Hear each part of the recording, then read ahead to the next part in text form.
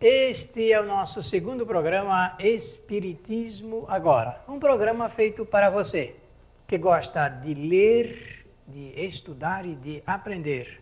Estamos falando de Espiritismo, a doutrina codificada por Allan Kardec. Em nosso primeiro programa falamos de doutrina, de sistema, de conjunto de princípios, de codificação, codificador, e ingressamos num assunto muito interessante, que é a história de Allan Kardec. E falamos que depois de ter completado os seus estudos ali no castelo de Yverdun, que Allan Kardec, que o Rivaí, voltou para a França. E ele voltou exatamente para atender a uma necessidade dos seus anseios, ou seja, lecionar. E foi para a cidade de Paris, capital da França. É ali em Paris que ele vai então começar a sua vida como educador. Vai instalar ali na Rue de Sèvres o seu instituto para ensinar, para lecionar. Seu trabalho foi um trabalho inteligente, porque como ele era conhecedor de metodologias da ciência da aprendizagem, ele escreveu moções e apresentou propostas ao governo francês para a revolução, remodelação dos ensinamentos, dos ensinos da França. Então, em Paris, nessa época que estamos mencionando aqui, 1848, vemos ali o professor ensinando, ajudando os jovens franceses a aprender. Em 1854, nós vemos o professor Rivaí ali envolvidos com as coisas do ensino e outras ocupações, mas é a partir dessa data que fica configurado o seu ingresso no conhecimento de assuntos que ele não estava acostumado. E foi chamada a atenção, então, para os chamados fenômenos das mesas girantes. Esse fenômeno chamado das mesas girantes, ele agitou toda a Europa. Essa mesa que vocês estão vendo aí é uma típica mesa francesa de Paris e que era utilizada para esses fenômenos das mesas dançantes, ou mesas parlantes, ou mesas que giravam, mesas girantes. E eram mesas que se moviam, que se erguiam no ar e que respondiam, mediante uma convenção de batidas que as pessoas faziam, as perguntas que cada participante da reunião levava. Nós devemos entender que essas pessoas não tinham pensamentos sérios a respeito da vida. Perguntas triviais ali, chulas até, podemos assim dizer. Então, o Rivaí vai escrever o seguinte: isso que eu vou ler, que vamos mostrar alguns aspectos aqui na tela para você, de Espiritismo Agora, está escrito num livro publicado sob o nome de Obras Póstumas, num capítulo intitulado Minha Iniciação no Espiritismo. Então, se você tiver interesse, essa é uma obra que foi publicada depois da desencarnação de Allan Kardec. A obra foi publicada em 1890. Allan Kardec desencarnou em 1869. Então ele vai dizer: encontrei um dia o magnetizador Sr. Fortier, a quem eu conhecia desde há muito tempo, e que me disse o seguinte: sabeis, Rivaí, que se acaba de descobrir no magnetismo uma singular propriedade? Parece que não são apenas as pessoas que se magnetizam, mas também as mesas que giram e andam à vontade. Bem, Fortier falou dessa forma para o professor Rivaí e este ficou surpreso com a notícia e respondeu assim: é com efeito singular, respondi-lhe, mas isso não me parece rigorosamente impossível. Impossível. O fluido magnético, espécie de eletricidade, está falando o professor Rivaí. O fluido magnético, espécie de eletricidade, pode muito bem atuar sobre os corpos inertes. Um móvel, por exemplo, no caso de uma mesa, e fazê-los se mover. dada a força da eletricidade no magnetismo, então há um movimento do objeto, no caso a mesa. As notícias dadas pelos jornais de experiências feitas em Nancy, em Marselha e outras cidades não permitiam dúvidas da realidade do fenômeno, porque os jornais faziam reportagens dizendo as coisas estão acontecendo desta forma e publicavam os lugares onde isso se dava e descreviam também. Qual a lei que poderia explicar esses fenômenos? Perguntava o professor Rivail. Afinal, que tipo de ciência pode observar, experimentar e concluir? Eu achava-me, pois, diante do fato contrário à lei conhecida da natureza, e isto repugnava a minha razão. Está escrevendo lá o Rivail. Ainda não tinha visto nem observado nenhum caso, mas já estava trabalhando no pensamento das possibilidades, das razões de como o fato poderia acontecer, à luz do conhecimento da ciência. Não esqueçamos, meus amigos, que nós estamos diante de uma pessoa positivista. E a pessoa positivista é aquela que só aceita um fato depois de observado e depois de ter respostas positivas para a sua existência.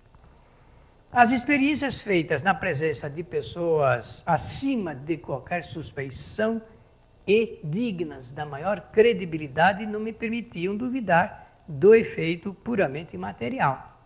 Então, o fato existe, estou vendo ali que do ponto de vista material ele é possível e ele existe. Mas a ideia de uma mesa falante, isto é, que pudesse responder através das batidas, não podia entrar no meu cérebro, dizia o professor Rivail em relação a essas mesinhas parisienses.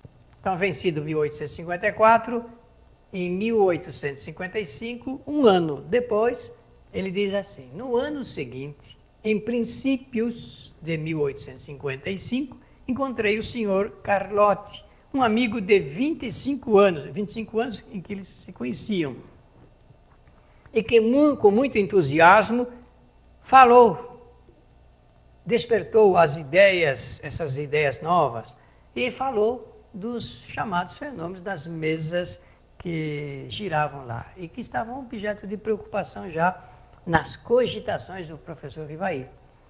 O professor Rivail vai explicar que foi o Carlotti o primeiro a falar para ele que os fenômenos eram produzidos por espíritos. Então ele diz assim, foi ele quem primeiro me falou da comunicação de espíritos, contando-me tantas coisas surpreendentes que, longe de me convencerem, aumentaram as minhas dúvidas. Ele já não estava admitindo que a mesa, imagine entender, falar de espíritos, de almas que respondiam às questões através das mesas. Isso surpreendeu um pouco o nosso professor, mas ele continuou no processo de busca da verdade. Aí o Carlotti, como tinha muita intimidade com o Rivail, diz assim, olha, um dia você será dos nossos. E então eu respondi-lhe, não digo que não, isso veremos mais tarde. Algum tempo depois, em maio de 1855, fui à casa da senhora Roger, que era uma sonâmbula. Viram que eu falei do magnetismo? Uma pessoa que se submetia a sessões de magnetismo que entrava em certo transe sonambúlico. E, através de transe sonambúlico, respondia a perguntas que eram feitas sobre os mais variados assuntos. Ele, o Rivail, foi na casa da senhora Roger, acompanhado do Fortier, o seu amigo, que era magnetizador, e por certo é o que magnetizava, com certeza, a senhora Roger. E ali na casa da senhora Roger, eu encontrei o senhor Patier, e também a senhora Plenemaison. Essa senhora Plenemaison também era médium sonambúlico, e ela, por seu intermédio, eram realizados fenômenos de efeitos físicos. Além do que, ela era médium psicógrafo e também médium audiente, ou auditiva, como quiserem. E os dois, o Patier e também a Plenemaison, falaram ao professor Rivail no mesmo sentido de que Carlotti havia comentado sobre os assuntos voltados com os espíritos que se comunicavam. Eu vou mostrar para vocês 3 livros, se você se interessar pelo assunto, que podem atender a sua curiosidade sobre esta matéria. O primeiro livro é publicado pela Federação Espírita Brasileira, no seu departamento editorial. Foi escrito por Zeus Van Tuyl, intitula-se As Mesas Girantes e o Espiritismo. O segundo livro chama-se O Fenômeno das Mesas Falantes. E um outro livro que ele é muito interessante de ser lido, porque é uma raridade. É uma tradução feita de um livro escrito e publicado em 1853, antes de qualquer notícia sobre o Espiritismo, onde já ocorriam, lembra-se que eu falei que em 1853, em diversas partes da Europa, já ocorriam esses fenômenos? Pois então, esse livro tem esse título, Instruções Práticas sobre as Mesas Girantes. Não tem o nome do autor, e lá consta apenas escrito por um médico. Foi publicado em 1853. A tradução, essa feliz tradução, rara oportunidade histórica, foi feita pelo nosso professor José Jorge, do Rio de Janeiro. E lá no Centro Espírita Leon Denis se pode solicitar esse livro. Aí, o professor Rivail vai continuar a descrição desses assuntos, dizendo assim: o senhor Patier convidou-me para as reuniões na casa da senhora Pleine Maison. Se encontraram lá e ele, o professor Patier, logo viu o interesse do professor Rivail e o convidou para as reuniões que ocorriam ali na casa da senhora Pleine Maison, na rua Grange Battier, número 18. Nós vamos a um breve intervalo e voltaremos logo a seguir. Apoio cultural.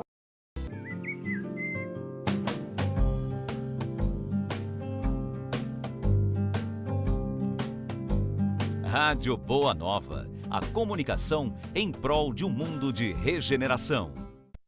Os livros citados neste programa podem ser adquiridos na Mundo Maior Editora. Acesse mundomaior.com.br. Um simples gesto, um ato de enormes proporções. Um simples gesto é capaz de dar apoio, acolher, educar, alimentar. Um simples gesto traz com ele benefícios incalculáveis. Um simples gesto contribui para realizar o bem. Participe para que a rede social do bem possa aumentar a sua capacidade de multiplicar as suas ações sociais. Pratique isso na hora que você for pagar a sua próxima compra. Use o cartão de crédito exclusivo O Bem. Peça já o seu cartão. Ligue 0800 644 2273.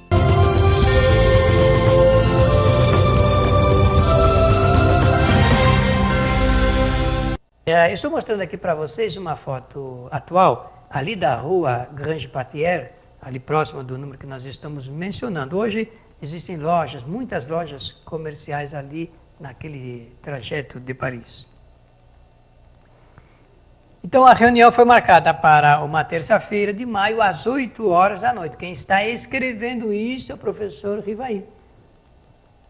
Ali, pela primeira vez, fui testemunha dos fenômenos. Lembram-se, eles não tinham assistido ainda a nenhum fenômeno. Ali, fui testemunha dos fenômenos das mesas que giravam, saltavam e corriam. E eu fui em condições de não poder deixar ou alimentar qualquer sombra de dúvida.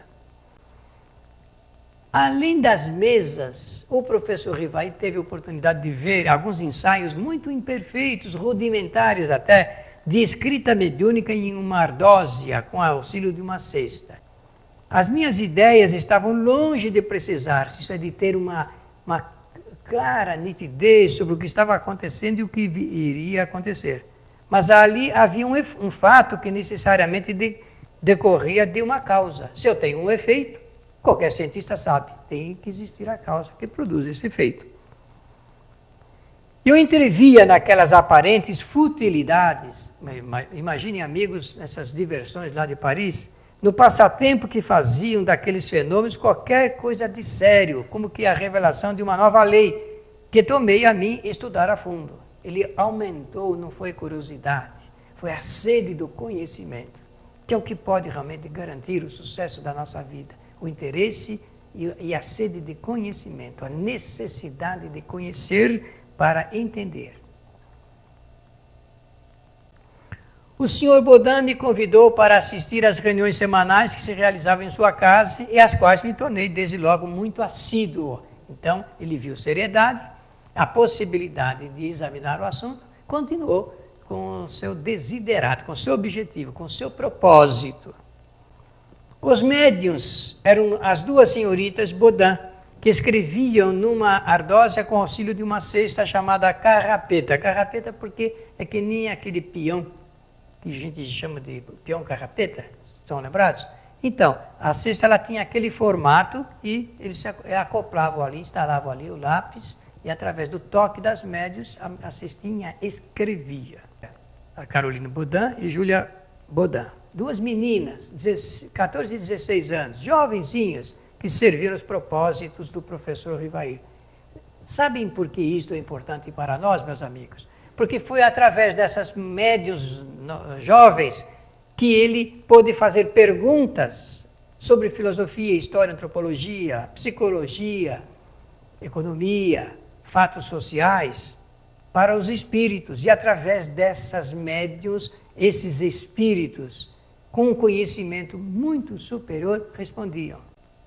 Um dos primeiros resultados das minhas observações foi saber que os espíritos que respondiam às questões formuladas eram almas de homens, isto é, daqueles que já haviam estado aqui e que agora em outro estado de erraticidade, podiam se comunicar conosco através de intermediários.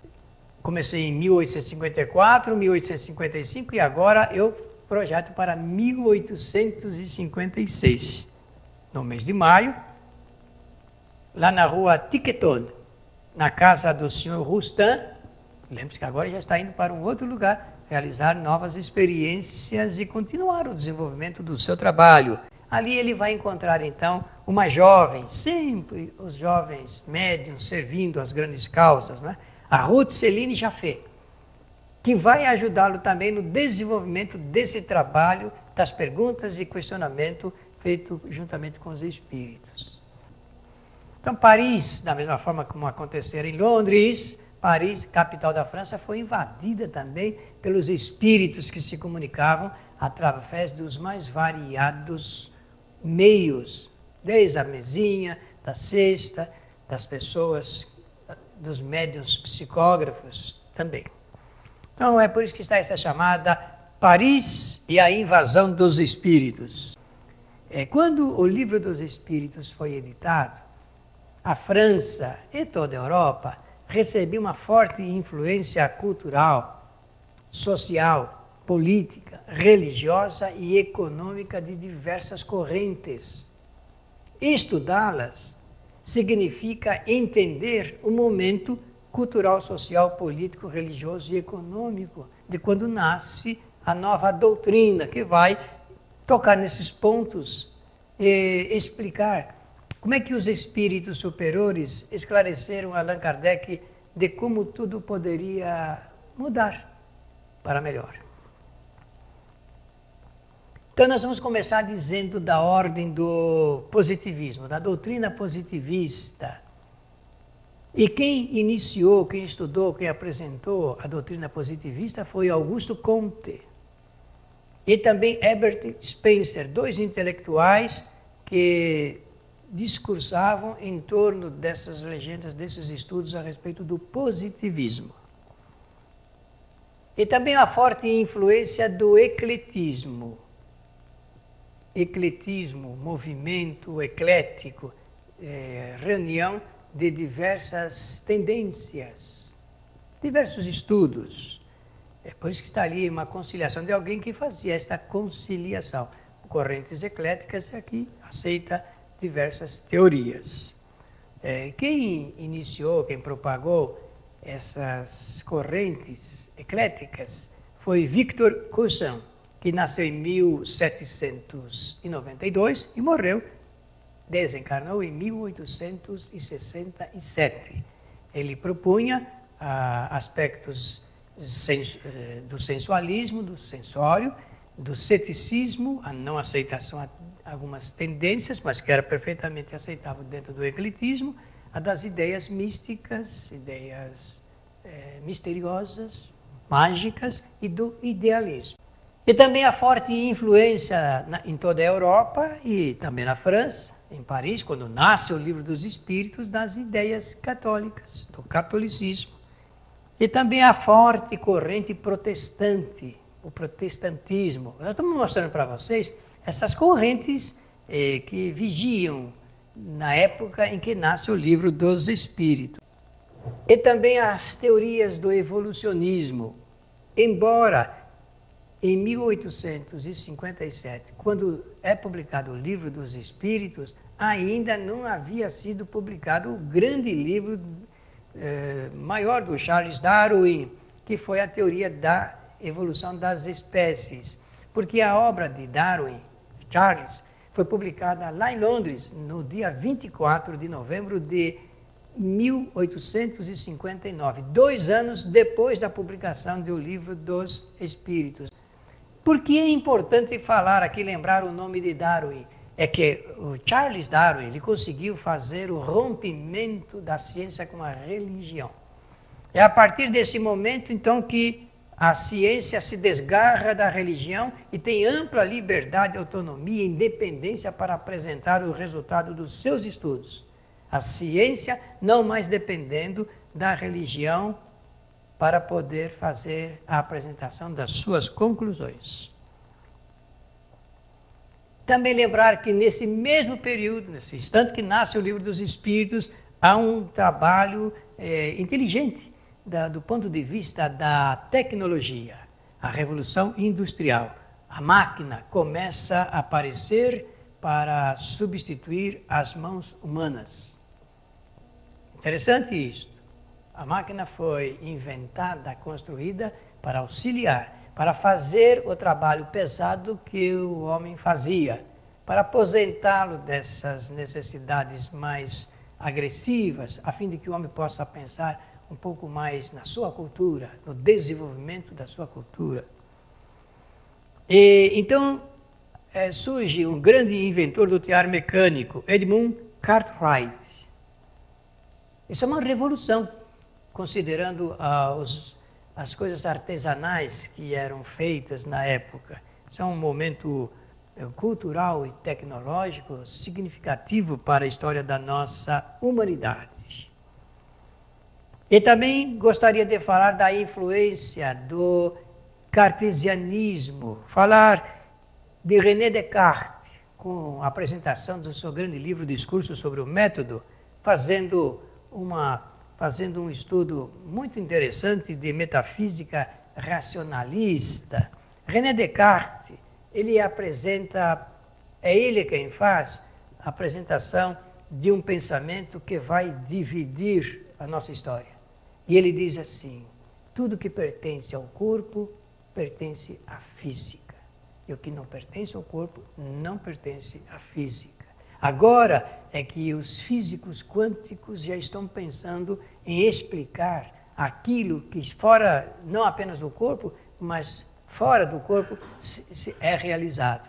E é esse discurso moderno da física quântica que está revolucionando o conceito feito anteriormente por René Descartes. Também falar que recebia forte influência do comunismo com as ideias de Karl Marx, do Capital, primeiro livro, e do Manifesto Comunista apresentado em 1848, lá em Paris. É de Paris que nasce esse movimento revolucionário. E ao lado do Karl Marx, o Friedrich Engels, o seu companheiro de lutas intelectuais e também da prática comunista, com esse seu livro A Origem da Família, A Origem da Propriedade e a Origem do Estado. Um livro muito importante do Friedrich Engels. E as correntes socialistas, as mais diversas, como de Robert Owen, dissertando e propondo o cooperativismo como solução para os problemas de ordem econômica, do Henri Saint-Simon, considerado o fundador do socialismo moderno e teórico do socialismo utópico. São correntes que influenciaram bastante a França, Paris, na época em que nasceu o Livro dos Espíritos. Fourier, prático do cooperativismo, crítico do capitalismo da época. Dá para entender toda essa força fomentadora das mais diferentes correntes do anarquismo, propondo nem servo nem senhor, do Immanuel Kant, da metafísica, da crítica da razão pura, enfim, de todo este universo. É exatamente nesse ponto que nasce o Livro dos Espíritos, nesse caldeirão fomentador de ideias. E a doutrina é apresentada, então, ao mundo no dia 18 de abril de 1857. Estamos terminando mais um programa, Espiritismo Agora, agradecendo a sua atenção. Até o próximo programa e muito obrigado.